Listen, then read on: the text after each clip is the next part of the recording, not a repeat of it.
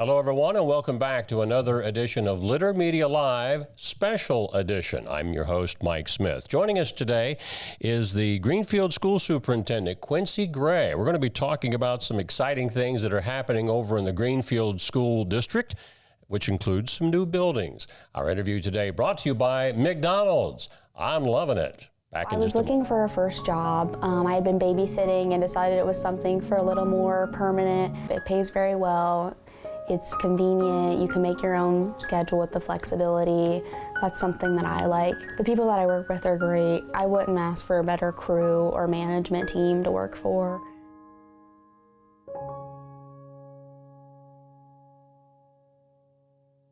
Back with Greenfield School Superintendent Quincey Gray. Quincey, welcome. Thank you, Mike. I appreciate you asking me to be here today. Of course, we do have some people that listen and watching in from over in the Greenfield area, but you're no stranger to Chillicothe school system. I am not a stranger to Chillicothe school system. I was actually the principal at Tiffin Elementary for 2 years. That was prior to me being in the Greenfield School District, where I've been for 11 years. Yeah. Of course, my family, the Smith family, was Leverton's, the barbershop. Yes, yeah, yes, that's all of my yes. family over there. So we were very familiar with, of course, McLean High School. And for people over this way that might not understand, it's the Greenfield Exempted School. Greenfield Exempted Village School District. Yeah, but yes. It's just McLean High School. McLean High School, yes. Yeah. Yes. We find it interesting sometimes that we become Greenfield McLean High School, and we might cringe at that just a little bit. But you still maintain Buckskin School in South Salem. And it is, of course, in Ross County.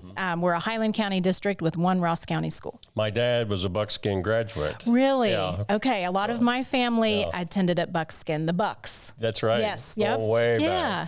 Well, one of the things that we found in one of the school newsletters that comes out, I think Dan Ramey got this at his house down in Pike County, that caught our attention was some of the infrastructure work that's being done on the school district. Talk about that. Yes. So currently we have a project going on for a multi-purpose building, and it's on an area we call the practice field. And so it is, again, many functions: athletics, transportation, maintenance, and then also still providing the field space for football and band, and also our local community. You know, a lot of community groups use that for Little League ball practice and such, or just a quick pickup game of football on the weekend.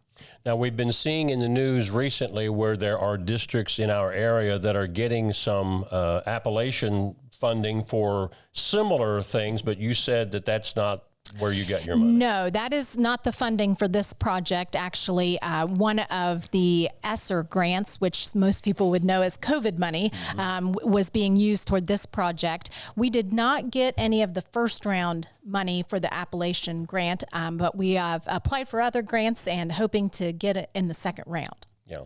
Also, I think you got a boiler system for one of the buildings? Yes, we did. We put 2 new chillers and boilers in place at Rainsboro and Buckskin Elementary. And, you know, prior to that, we also had a locker room and lobby expansion project. Now, that's been a couple of years ago. It was a much needed project to expand what we call the new gym area. So. What is the current enrollment doing in the Greenfield school system? Growing, stagnant? It is. It is growing. We've actually grown this year. We're right around 1940. I'm looking for 2000. I'm a little competitive, so we're trying to get there. But we have had an increased enrollment this school year, which, you know, we appreciate. You know, we invite people in, and, you know, just the more the merrier, I guess. As you pointed out with Buckskin, for example, that is in Ross County. So you actually go outside Highland County a little bit. We do, yes. And so it's an interesting situation. You know, when you have a building that's in another district, you have different law enforcement, you know, to deal with, which it's all been fine. We have a great relationship, but there are challenges sometimes when you have that situation. Can you, and is this even possible, to put a finger on why enrollment goes up? like it is right now at Greenfield? You know, where are they moving into Greenfield? Obviously, they're in the district or open enrollment. Yes, they are. And to be honest with you, housing is tight right now. It is difficult for people to find housing. There are a lot of employment opportunities in Greenfield that are growing. And of course, we are cognizant of the fact that we have the Honda plant going in, close to us. And we actually welcomed a family this year whose, the husband is working on the construction of that. And so, I guess I'm looking at it continuing to grow over the next few years. I know when we think of open enrollment, for example, oftentimes people associate moving to a school district for extracurriculars, but we've also found over the years that your curriculum is a draw for some people to want to come into your district. Absolutely. Of course, you hit the nail on the head when you said athletics, but it is also about curriculum and programming. And so that's one of the things we think about in the district. What can we offer that would invite families to become part of the school district? Just one program in particular is our Cadet Corps program, which is very much like an ROTC program. And we have welcomed families whose students have benefited from that program. I was sharing with Aaron Glandon, our producer, that he'd never had the opportunity to walk the halls of McLean High School. Oh, and I said, that is a treat. And you do have, I guess, open house or tours so that people can see that? We do. Actually, really, on average, our high school principal gives about one tour a week. And sometimes people will just stop when they're driving through. And we have over 200 pieces of art in the high school. Wow. It's a special treat. Yeah, it's been a number of years since I've been through there, but fascinating story of how the high school was built and all the history behind all of that. Yes, absolutely. Edward McLean was an innovator. He was a great entrepreneur. And actually, we're celebrating the 100-year anniversary of what we call the old vocational building, which is where the pool is. And then the middle school, which was built by the village of Greenfield, but he also contributed to that as well. You mentioned vocation or vocational education. That has really been in the news a great deal over the last couple of years. The state of Ohio has made a great push to get more students interested in that. So in Greenfield School District's case, where is that vocational education taking place? We have a very strong workforce development program, and over the past couple of years have been placing students in internships.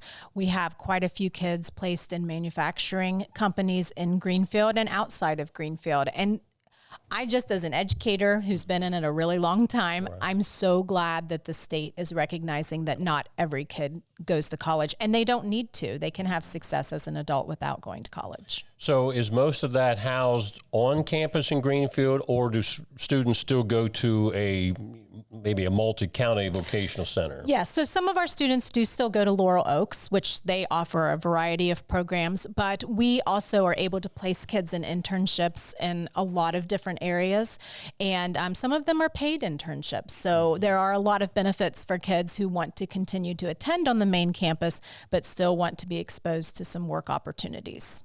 Anything else about the district in general that you wanted to promote? Some upcoming events? This is a great opportunity to do that.